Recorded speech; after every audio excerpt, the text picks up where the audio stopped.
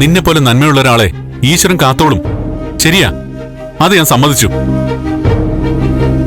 പക്ഷെ ബുദ്ധിപരമായിട്ടും തിരിച്ചറിവോടെയാണോ കാര്യങ്ങൾ ചെയ്യുന്നതെന്ന് ഈശ്വരൻ ശ്രദ്ധിക്കും. രാത്രി ഇങ്ങനൊരു വനപ്രദേശത്ത് ഒറ്റയ്ക്ക് കഴിഞ്ഞ് എന്തെങ്കിലും സംഭവിച്ചിട്ട് പിന്നെ ഈശ്വരനോട് പറഞ്ഞിട്ട് എന്താ കാര്യം? എനിക്കൊന്നും സംഭവിക്കില്ല, അതെനിക്ക് ഉറപ്പുണ്ട്.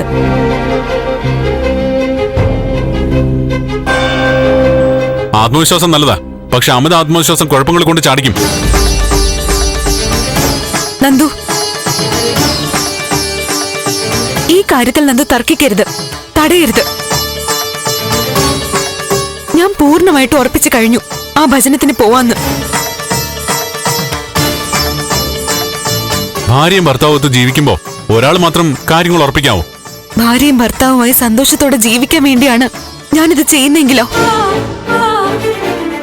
ഇനി ഒരു വാക്കുകൊണ്ട് പോലും തടസ്സം നിൽക്കരുത് നന്ദു, പ്ലീസ്.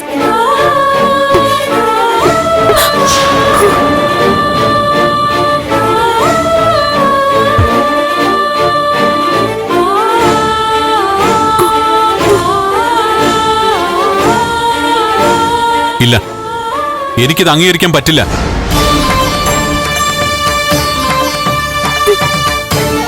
എന്താ ഇത്?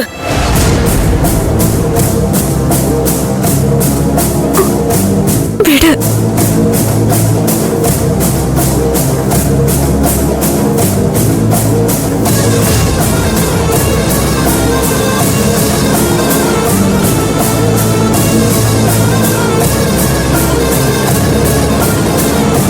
വ്രതശുദ്ധിയോടെ ഇരിക്കേണ്ട പെണ്ണാ നീ. നിങ്ങൾ തമ്മിൽ കൺമുന്നിൽ പോലും വരാൻ പാടില്ല എന്ന് പറഞ്ഞതല്ലേ?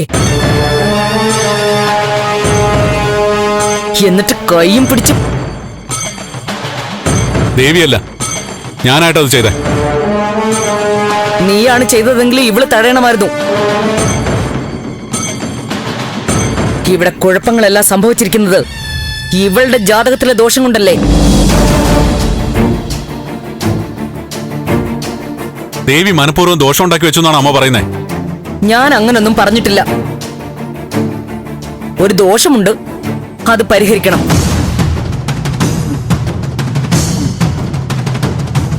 പരിഹരിക്കാൻ ആവശ്യമായ കാര്യങ്ങൾ ചെയ്യണം. അതിനിടയിൽ കൊഞ്ചാനും കുഴയാനും നിന്നാ ഞാൻ പ്രതികരിക്കും. ആന്റി എന്താ പറഞ്ഞത്? കൊഞ്ചാനും കുഴയാനും നിന്നെന്നോ? ആര്? ഞാനോ? പൂർണ്ണമായി കാണുകയോ മനസ്സിലാക്കുകയോ ചെയ്യാതെ ഒന്നും പറയാൻ നിൽക്കരുത് ആന്റി. വനത്തിനുള്ളിലെ മുത്തപ്പൻ ക്ഷേത്രത്തിൽ ഭജനത്തിന് പോകേണ്ട കാര്യമില്ലെന്ന് എന്റെ ഭർത്താവ് എന്ന നിലയിൽ നന്ദു എന്നോട് പറഞ്ഞു. പക്ഷെ പോയി തന്നെ തീരണമെന്ന് ഞാൻ ഉറപ്പിച്ചു പറഞ്ഞു. ആ സംസാരത്തിനിടയിൽ ഞാൻ നടന്നപ്പോ നന്ദു തടഞ്ഞതാ എന്നെ. ഓ, അങ്ങനെയാണോ? നന്ദ, ഇവിടെ നടക്കുന്ന ഭജനം, വ്രതം, അതിലൊന്നും നീ അഭിപ്രായം പറയണ്ട. ദേവികയുടെ തീരുമാനങ്ങൾ നീ അംഗീകരിച്ചാ മതി. അവളുടെ ദോഷങ്ങൾ തീർത്ത് ഐശ്വര്യമുണ്ടാക്കാനാ കൃത്യമായിട്ട് കാര്യങ്ങൾ ചെയ്യുന്നത്. എന്റെ ഐശ്വര്യത്തിനല്ല ആന്റി, എന്റെ ഭർത്താവിന്റെ ആയുസ്സിനും ആരോഗ്യത്തിനും വേണ്ടിയാ ഞാൻ ഇതൊക്കെ ചെയ്യുന്നത്.